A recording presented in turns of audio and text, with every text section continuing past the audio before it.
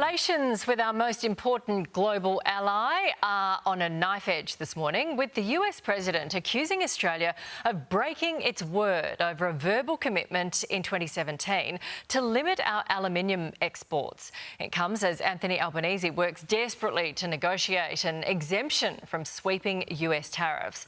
The PM now left with less than 30 days to make a deal with worth about $1 billion and thousands of Aussie jobs now on the line. Treasurer Jim Chalmers joins us live in Canberra. Good morning to you. Is Anthony Albanese any good at golf? Good morning, Nat. I don't think he is. I think the Deputy Prime Minister's a pretty handy golfer, but I'm not sure about Anthony. Look, he had a really productive, positive conversation with President Trump yesterday.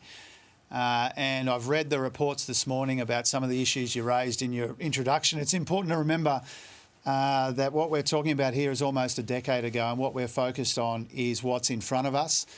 The President said yesterday that he was willing to consider an exemption from those steel and aluminium tariffs. That's an important development, and our focus is forwards rather than backwards. He also seemed to say that from that deal back in 2018, we started sending too much aluminium in the years since. So we broke our agreement, did we? Oh, not that I'm aware of. You know, I've obviously seen the reports out of DC, and I'm not disputing your characterisation of them, but this happened under a previous coalition government. They may be able to provide a bit more colour and context around some of these sorts of claims. And no doubt we'll be able to find a way, in some way, to get to the bottom of what's happened there. But again, we're talking about almost a decade ago. The conversation that happened yesterday was very productive, very positive.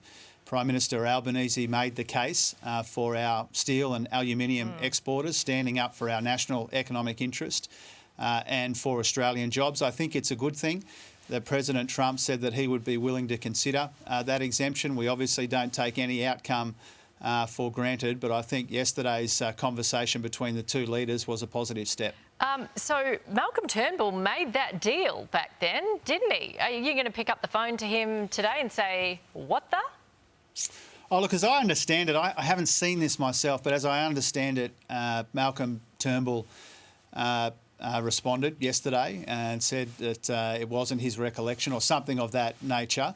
And I think, you know, for the leaders who were around at the time, they'd be able to provide more perspective on what has or hasn't happened here. Yeah, it's kind of important, though, when you got the US president saying, hey, you broke the deal, and this could be the clincher about whether we get 25% tariffs.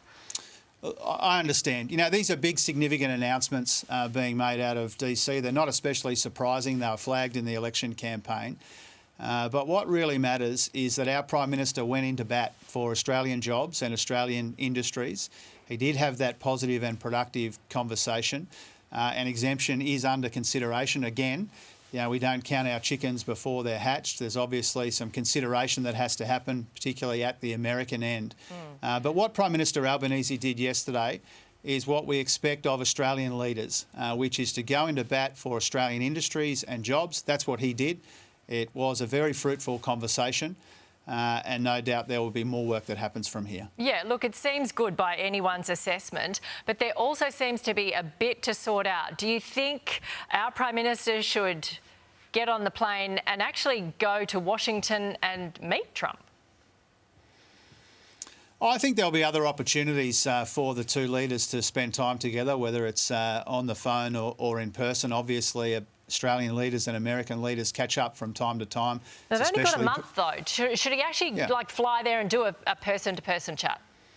Well, obviously, it's especially pressing right now, but I think yesterday's conversation augurs well for the relationship between the two governments and the two countries. As President Trump said yesterday, the Americans run a trade surplus with us. That makes us different to some of these other countries that have been the focus of President Trump in recent days. We do have a good case to make. We'll make it in all kinds of different ways, and I think Prime Minister Albanese speaking with him directly yesterday was a really important step. OK, Treasurer, we thank you for your time this morning. Thanks, Nat.